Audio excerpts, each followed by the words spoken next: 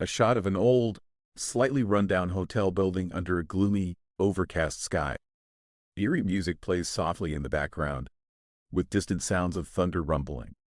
Hey everyone, what's going on? It's your buddy, your name, here, and boy, do I have a story for you today. So, you know how sometimes you just need a little getaway to unwind and recharge? That's exactly what I was aiming for when I booked a stay at this hotel. But things didn't exactly go as planned. Grab a snack, get comfy, and let me tell you all about my absolutely terrible hotel experience. Trust me, you won't believe what happened. A shot of you sitting in a cozy room, sipping a cup of coffee, and leaning towards the camera conspiratorially. All right, let's dive right into it. So, picture this. I decided to take a little road trip to this quaint town I'd heard so much about. The drive there was honestly pretty great. Sun was shining, windows down, music blasting, total main character vibes. I was feeling good, excited for a relaxing weekend. But as I got closer to the hotel, things started to feel off.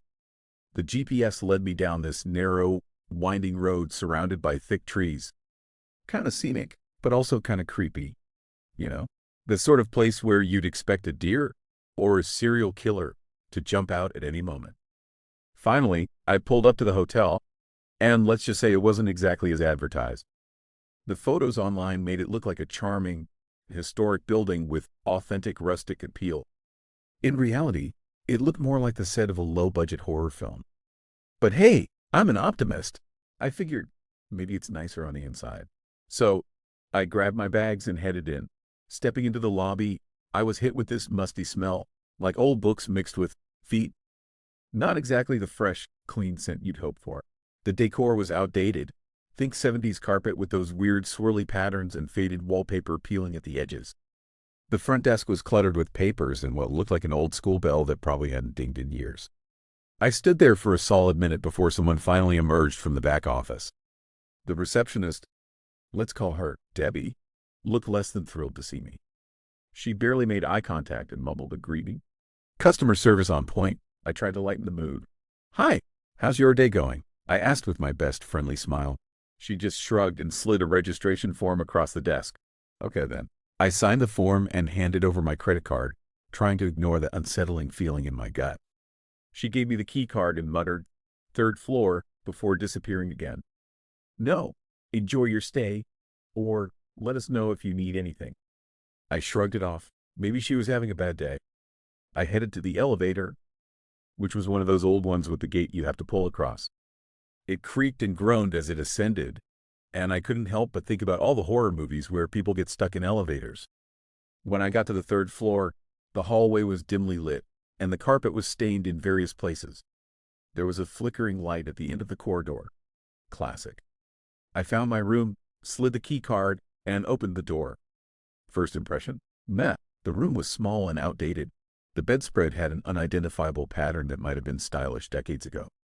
The curtains were a dull beige and didn't quite cover the window completely. I could see the alley outside with some overflowing dumpsters. So much for city view. I set my bags down and noticed a peculiar smell. Not the mustiness from the lobby. This was different. Kind of like old socks mixed with sour milk. I checked the mini fridge to see if something had gone bad. But it was empty and, surprise, not even working. Trying to shake it off, I thought maybe a hot shower would help me relax. I walked into the bathroom, flipped on the light, and nearly jumped out of my skin when a spider scurried across the sink. Now, I'm not usually squeamish about bugs, but this thing was huge. I convinced myself it was a one-time thing, disposed of our eight-legged friend, and turned on the shower. Except the shower didn't want to cooperate. The water alternated between scalding hot and freezing cold, and the pressure was non-existent. The shower head was clogged with mineral deposits, and there was questionable grime in the corners of the tub. I decided to skip the shower. Back in the room, I tried to connect to the Wi-Fi to check my emails. Of course, the Wi-Fi was down. I called the front desk, after realizing there was no dial tone on the room phone and using my cell instead, and Debbie curtly informed me that the Wi-Fi had been out for days and they were working on it. Sure they were. At this point, I was starting to feel uneasy. I heard strange noises from the room next door, like furniture being dragged and muffled voices. I put my ear to the wall but couldn't make out what was being said. Then, A loud thud startled me. Great, just great. As night fell, things took a turn for the worse. I was lying in bed, scrolling through my phone. Thankfully, there was at least some cell service, when I noticed movement out of the corner of my eye. I looked up to see a cockroach crawling across the ceiling. Yes, a cockroach. I freaked out and jumped out of bed. As I stood there contemplating my next move, another one scuttled across the floor. Then another. It was like they were coming out of the woodwork, literally. I opened the closet to grab my shoes and saw even more inside. That was it. I was done. In a panic, I started packing my bags as fast as I could, making sure none of the nasty critters got into my stuff. I felt itchy all over, like they were crawling on me. Have you ever had that feeling? It's the worst. I stormed down to the front desk, where Debbie was casually scrolling through her phone. I told her about the infestation in my room, expecting at least some concern or an apology. Instead, she gave me a blank stare and said, "We don't have a pest problem here." Excuse me. I just saw a whole family of cockroaches having a party in my room. I insisted she come see for herself, but she refused, saying it wasn't her job. I demanded to speak to a manager, but she said he wasn't available until the next morning. She suggested I deal with it and talk to him then. Can you believe that? I asked if there was another room I could switch to, but she claimed they were fully booked. Sure. Because the hotel was just buzzing with guests. I hadn't seen a single other person. Frustrated and exhausted, I asked for a refund so I could find another place to stay. She flat out refused, stating that refunds weren't allowed per their policy. Left with no other options, I sat in the lobby, contemplating my next move.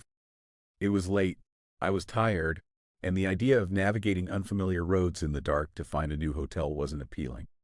Plus, I was wary about the possibility of more surprises. As I sat there, I noticed a shadowy figure outside the front doors, just standing there. I couldn't make out any features, but they seemed to be watching me. When I looked again a few minutes later, they were gone. My imagination running wild, I decided enough was enough. I called a cab company, and luckily, they had a driver nearby. While waiting, I took photos of the room, the bugs, and the general state of the hotel. Evidence, just in case. The cab arrived, and as I was loading my bags, the driver commented, "You're leaving that place." Can't say I blame you. Apparently, the hotel had quite the reputation, and not a good one. The next morning, from the comfort of a much nicer hotel, I called the original hotel's manager. I recounted the entire ordeal, expecting him to at least offer an apology. Instead, he was defensive and downright rude. He accused me of fabricating the story and said that no one else had ever complained. Right, because Debbie was so receptive to complaints. He refused to issue a refund, citing their no refund policy. Again, frustrated, I decided to take matters into my own hands. I wrote detailed reviews on multiple travel websites, uploaded the photos I'd taken, and even wrote a blog post about the experience. I also contacted the local health department to report the unsanitary conditions. No one should have to deal with what I went through. It's not just about getting my money back. It's about holding businesses accountable. Honestly, the whole experience left me rattled. I consider myself a pretty chill person, but this pushed me to my limits. For days after, I kept checking my bags and clothes to make sure I hadn't brought any unwanted guests home. The thought of cockroaches making themselves comfy in my apartment was terrifying. On the bright side, the new hotel was amazing. The staff were friendly, the room was clean and modern, and the bed felt like sleeping on a cloud. I told them about my previous night's ordeal, and they went out of their way to make me feel comfortable. Connecting with others who had similar experiences was also eye-opening. I wasn't alone, and together, our voices could hopefully prevent others from going through the same nightmare. So, what can we take away from all this? First off, always read reviews from multiple sources before booking a place. If I had dug a little deeper, I might have seen the warning signs. Red flags aren't always obvious at first glance. Secondly, know your rights as a consumer. Businesses have a responsibility to provide the services they advertise, and if they don't, they should be held accountable. Don't let policies intimidate you into accepting poor treatment. And finally, speak up. Share your experiences, both good and bad. It helps others make informed decisions, and it holds businesses to higher standards. Plus, you never know who might benefit from your story. Well, that's my crazy hotel horror story. If you made it this far, thanks for listening to me vent. I hope my experience can help some of you avoid a similar situation. Have any of you had a travel nightmare you'd like to share? Drop a comment below. I read all of them. Let's commiserate together. If you found this video helpful or at least entertaining, please give it a thumbs up and consider subscribing to the channel. Your support means the world to me and helps me keep creating content. Stay safe out there, travel smart, and may all your hotel stays be wonderful. Until next time, peace out. Montage of beautiful travel destinations, upbeat music playing. Fade to black with a cheerful, "Thanks for watching" message.